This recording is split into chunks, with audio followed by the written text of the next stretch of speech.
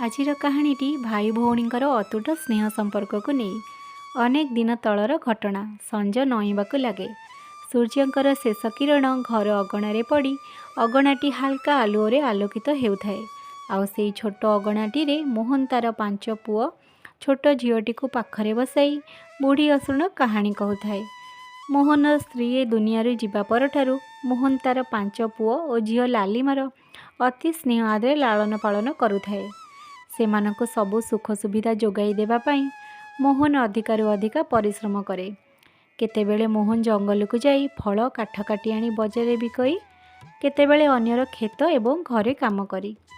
मोहन निजर झील लालिमा को अत्यधिक स्नेह करे। लालिमा जहाँ भी अलिअझट करे मोहन संगे संगे पूरा करने को चेष्टा करे।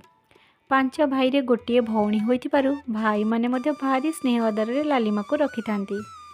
लालिमार नाँ जेमिति थाए रूप भी सेई भली सुंदर। एमिति सुखे दुखे सेमानंकर दिन कटुथाए। हेले सेमानंक जीवन रे ए सुख बेसी दिन रुहे नाही। गोटे दिन मोहन जंगल को जाई फल तोलुथिबा समय रे हठात गोटे झील कुआडू आसी मोहन को ता विषय रे सब कथा पचारि बुझे। मोहन ता परिवार विषय सब कथा झीलटी को कहि सारला परे झीलटी को मध्य ता विषय रे पचारि निए। झीलटी को मो ना हला माया। मु मोर बापा माँ सहित यही जंगल मझिरे गोटे छोट घरे रही आसुथिली। बापा माँ ए दुनिया जीवा परठारु मु एकाकी ही जंगल रे रहुची। एमिति से दिन किछि समय कथबार्ता होई दुई जण जाक निज निज घर को फेरी जाती। किंतु किछि दिनर देखा साक्षात भितरे माया मोहन को निजर मिठा मिठा कथा और रूपर जाल मोहित करी विवाह पाई राजी कराई निए। दुई जणकर विवाह परे मोहन तार पिलामानकु नेई जंगल रे जाई मायार घरे रहिबाकु लागे। विवाहर 4 रु 5 दिन होइथाए कि माया पिलामानक उपरे अत्याचार करबा आरंभ करि दिए। पिलामाने मोहन को सबु कथा कहिबाकु चाहुथांती, हेले मायार भୟରେ किछि भी कहि पारंतिनी, कारण माया थाए गोटिए जादूगरनी। जेबे भी पिलामाने मोहन को किछि कहिबाकु ता पाखकु आसंती माया किछि ना किछि बहाना करी मोहन को सेमानक ठारु अलगा करि दिए। एमितिका गोटे दिन मोहन तार झील लालिमा को सांगरे नहीं सहर को जाइए किछि फल बिकिबाकु।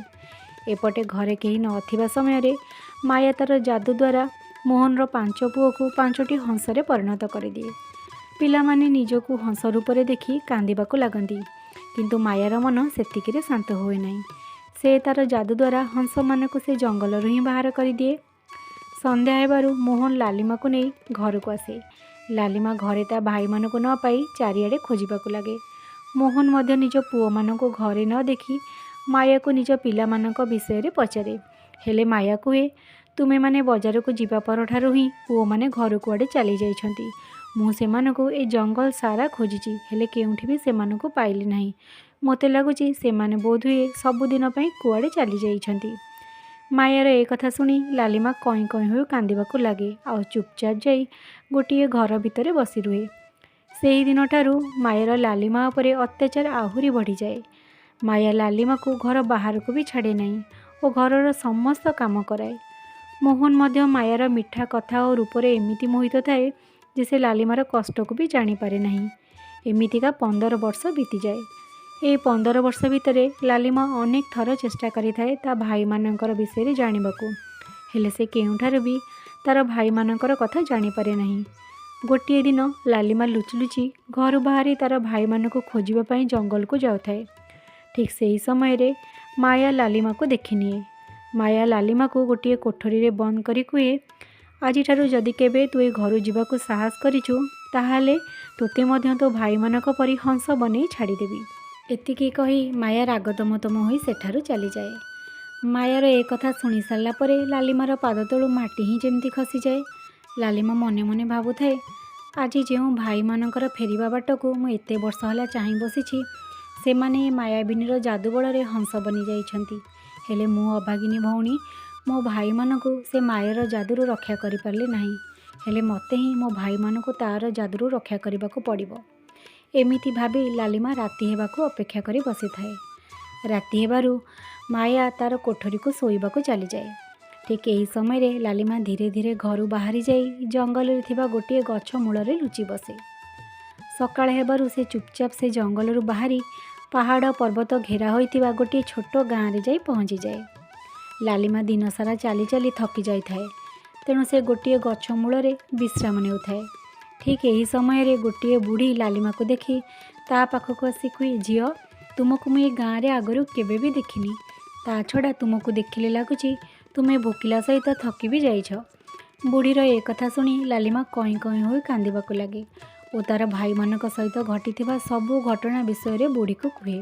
लालिमा ठारू सबू कथा शुणी सारा पर बुढ़ीटी प्रथमे अल्प किछि फल आनी लालिमा को खाइबाकु देई सारी कहे, झील ए गाँवर बाहर गोटे बड़ नदीटी अच्छी। एबे किछि दिन है जेबे भी मुझे नदी पाखक जाऊँगी सेठारे देखुची 5टी हंस सबुबले से नदी पाखरे बसुछंती।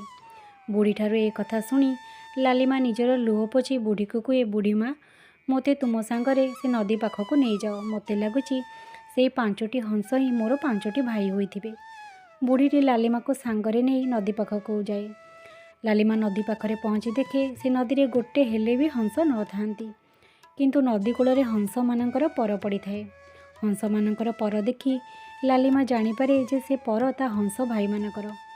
तेणु हंस भाई फेरिबा पर्यंत लालिमा से नदी कूल गोटे गछ मूल लुचि बसे। संध्या हबारू हठात 5टी हंस केउ आड़ू आसी नदी कूल बसी जाती। लालिमा दूर रही हंस मानक देखुए। सूर्य अस्त होगा क्षणी 5टी हंस 5टी पुओरे बदली जाती। लालिमा एते वर्ष पर ता भाई मानक देखी खुशी ता भाई मानकर नाँ डाकी तांका पाखक दौड़ी जाई सेमानक पाखरे कांदिबाकु लगे। भाई माने भी एते वर्ष पर निजर गेला भौणी को देखी खुशी रे आत्महरा हो जाती। आ भौणी को तांका माँ माया केमिति जादू द्वारा तांको हंस बनैथिला से विषय सबू कथा जनाती। लालिमा भाई मानक पचारे, भाई जदि तुम्हें हंस बनी जाइथिलो ताहले पुणी संध्या हेबारु केमिति मनुष्य बनीगल। लालिमार कथा शुणी सान भाई कहे, मायार जादूर असर केवल दिन बेला ही आम उपरे रुहे, सेथिपाई दिन रे आमे हंस बनी जाऊ। राति हेले चंद्रंकर शीतल किरण आम उपरे पड़िबा मात्रे ही आमे माने हंसरू आमर मनीष रूप को पुणी फेरी आसू। निज सान भाई ठारू ए कथा शुणिला परे लालिमार मुहरे हाल्का हस फुटी उठे। से दिन राति रे अनेक समय पर्यंत भाई भौणी बसी कथा हुअंती। राति अधिका होई जिबारु भाई माने आनिथिबा फल को समस्ते खाई सारी सेई नदी कूल रे ही सोई जांती। परदिन सकाळु भाई माने निजर हंस रूपरे से नदी कूल उड़ी जांती, किंतु लालिमा सेठी ता भाई मानक अपेक्षा करी सेमती ही बसिबे। संध्या हेबारु भाई माने आसी नदी कूल पहुँचती। लालिमा निज भाई मानक सहित बसी कथा हेउते। हठात सान भाई कहे, लालिमा आमे ए नदी रे गोटे वर्ष हेलाणी रहिलुणी, एबे आमको ए जगह छाड़िबाकु हेबो। भाईर कथा शुणी लालिमा कहे, भाई तुमको मु ए अवस्था छाड़ी कुआड़े भी जीविनी, जहाँ भी हो तुमको पुणी हंसरू मनीष करने मु सबकिछि करिपारिबी। तेणु तुमे माने जेउठी को जीव मु मध्य तुम मानक सहित जीवी। लालिमार कथा शुणी भाई मानकर चिंता बढ़ी जाए। भाई माने लालिमा को तांका सांगरे जीवा पाई मना करती, हेले लालिमा बारंबार जिद करिबारु से माने लालिमा को तांका सांगरे नेबा पाई राजी हो जाती। से दिन राति सबो भाई माने बसी निष्पत्ति नियंती कि से माने गोटे बड़ चटेई तैयारी करिवे, आउ सेही चटेई साहाय्य लालिमा को तांका सांगरे नहीं जिवे। 5 भाई राति सारा बसी गोटे बड़ चटेई तैयारी करि दियंती। परदिन सकाळ हेबा मात्रे से माने लालिमा को सेही चटेई उपरे बसे निजर थंट साहाय्य चटेई को धरी उड़ी जाती। अनेक समय उड़िला परे से माने गोटे समुद्र को पार करी गोटे बड़ जंगल रे जाई पहुँची जाती। सेतेबेलकु संध्या होताए। हंस माने जंगल रे पहुँचवा मात्रे पुणी मनीष रूपरे बदली जाती। से दिन समस्ते अधिक थकी जाइथिबारु सेही गछ मूल ही सोई जाती। लालिमा शोइथिबा समय रे स्वप्न देखे कि गोटे परी आकाशरू उड़ी उड़ी ता पाखक आसुछि। आउ परीटी बिल्कुल तार निजर माँ परी देखा जाउछि। परीटी उड़ी उड़ी आसी लालिमा पाखरे बसी कहूछि, लालिमा मोर गेल्ला झियो, तुमे एते अत्याचार सही मध्य केबे भी हारिन, धैर्यर सहकारे सबु विपदर सामना करिछ। तुम मनरे तुम भाई मानक प्रति थिबा निस्वार्थ स्नेह देखी मु तुम पाखक आसिबाकु बाध्य हली। जदि तुमे तुम भाई मानक मायार जादूर मुकुलाइबाकु चाहुछ ताहले तुमको तुम हंस भाई मानक पई 5टी टोपी तैयारी करबाकु पड़िबो। किंतु से टोपी कौनसी रेशम सूतारे तैयारी हेबो नाही, बरं पद्म फूलर नाड़े तैयारी करबाकु पड़िबो। एई टोपी बनेबा आरंभ हेबार दिन ठारू टोपी शेष हेबा पर्यंत तुमको चुप रहिबाकु पड़िबो। जदि टोपी बनेबा समय रे तुम पाटिरु गोटे भी शब्द बाहरे ताहले मायार जादूरु तुम भाई माने केबे भी मुकुली पारिबे नाही। एतिकी कही परीटी अदृश्य हो जाए। ଆଉ ଲାଲିମାର ନିଦ ଭାଙ୍ଗିଯାଏ। ଲାଲିମା ନିଦରୁ ଉଠି ଦେଖେ ତାର ଚାରିପାଖରେ ବହୁତ ଗୁଡ଼ାଏ ପଦ୍ମଫୁଲ ପଡ଼ି ରହିଛି। ଲାଲିମା ଜାଣିପାରେ ଯେ ସତରେ ପରୀଟିଏ ଆସି ତାର ଭାଇମାନଙ୍କୁ ହଂସରୁ ମଣିଷ ରୂପକୁ ଫେରାଇବାକୁ ସଂକେତ ଦେଇଯାଇଛି। ତେଣୁ ସେ ତାର ଭାଇମାନଙ୍କୁ ନିଦରୁ ଉଠାଇ ସବୁ କଥା କୁହେ। ଭାଇମାନେ ମଧ୍ୟ ଚାରିଆଡ଼େ ପଡ଼ିଥିବା ପଦ୍ମଫୁଲକୁ ଦେଖି ଆଶ୍ଚର୍ଯ୍ୟ ହୁଅନ୍ତି ଆଉ ଈଶ୍ୱରଙ୍କୁ ଧନ୍ୟବାଦ ଦିଅନ୍ତି। ପରଦିନ ସକାଳ ହେବା ମାତ୍ରେ ହିଁ ଭାଇମାନେ ନିଜର ହଂସ ରୂପରେ ସେଠାରୁ ଚାଲିଯାଆନ୍ତି। ଭାଇମାନଙ୍କର ଯିବା ପରେ ଲାଲିମା ଜଙ୍ଗଲରେ ଥିବା ଗୋଟିଏ ନଦୀରୁ ଅଳ୍ପ କିଛି ପଦ୍ମନାଡ଼ ଆଣି ଟୋପି ବନେଇବା ଆରମ୍ଭ କରିଦିଏ। ପ୍ରତ୍ୟେକ ଦିନ ସନ୍ଧ୍ୟା ସମୟରେ ଭାଇମାନେ ଲାଲିମା ପାଇଁ ଫଳ ଓ ପଦ୍ମ ଫୁଲ ନେଇ ଲାଲିମା ପାଖରେ ଆସି ପହଞ୍ଚନ୍ତି। ରାତିରେ ଲାଲିମା ପାଖରେ ସକାଳ ହେଲା ମାତ୍ରେ ଭାଇମାନେ ସେଠାରୁ ଚାଲିଯାଆନ୍ତି। ଏମିତି 4 ରୁ 5 ଦିନ ହୋଇଥାଏ। ଲାଲିମାର 2ଟି ଟୋପି ବି ବୁଣା ସରିଥାଏ। ତୃତୀୟ ଟୋପିଟି ବୁଣୁଥିବା ସମୟରେ ହଠାତ୍ ସେହି ଜଙ୍ଗଲକୁ ଗୋଟିଏ ରାଜକୁମାର ଶିକାର କରିବାକୁ ଆସିଥାଏ। ରାଜକୁମାର ଶିକାର କରିବା ସମୟରେ ରାଜକୁମାରର ନଜର ଲାଲିମା ଉପରେ ପଡ଼େ। ଲାଲିମାର ଅପୂର୍ବ ସୁନ୍ଦର ରୂପକୁ ଦେଖି ରାଜକୁମାର ମୋହିତ ହୋଇଯାଏ। ରାଜକୁମାର ଲାଲିମା ପାଖକୁ ଯାଇ ତା ବିଷୟରେ ପଚାରେ, କିନ୍ତୁ ଲାଲିମା ରାଜକୁମାରର କୌଣସି ପ୍ରଶ୍ନର ଉତ୍ତର ନ ଦେଇ ସେମିତି ହିଁ ଚୁପ୍ ରୁହେ। ରାଜକୁମାରର ଅନେକ ଚେଷ୍ଟା ପରେ ମଧ୍ୟ ଲାଲିମା ଗୋଟିଏ ହେଲେ ବି ଶବ୍ଦ କୁହେ ନାହିଁ। ରାଜକୁମାର ରାଗିଯାଇ ଲାଲିମାକୁ ତା ସାଙ୍ଗରେ ନେଇ ରାଜମହଲକୁ ଚାଲିଯାଏ। ରାଜମହଲରେ ପହଞ୍ଚି ରାଜକୁମାର ଦାସୀମାନଙ୍କୁ ଆଦେଶ ଦିଏ ଲାଲିମାର ଯତ୍ନ ନେବାକୁ। ସେହି ଦିନଠାରୁ ଲାଲିମା ରାଜମହଲରେ ରହିବା ଆରମ୍ଭ କରିଦିଏ। ରାଜମହଲରେ ରହି ମଧ୍ୟ ଲାଲିମା ସେମିତି ହିଁ ଟୋପି ବୁଣୁଥାଏ।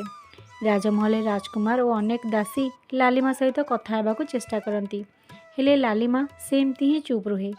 ଏପଟେ ଭାଇମାନେ ନିଜର ପ୍ରିୟ ଭଉଣୀକୁ ଜଙ୍ଗଲରେ ନ ପାଇ ନିଜର ହଂସ ରୂପରେ ଚାରିଆଡ଼େ ଖୋଜିବାକୁ ଲାଗନ୍ତି।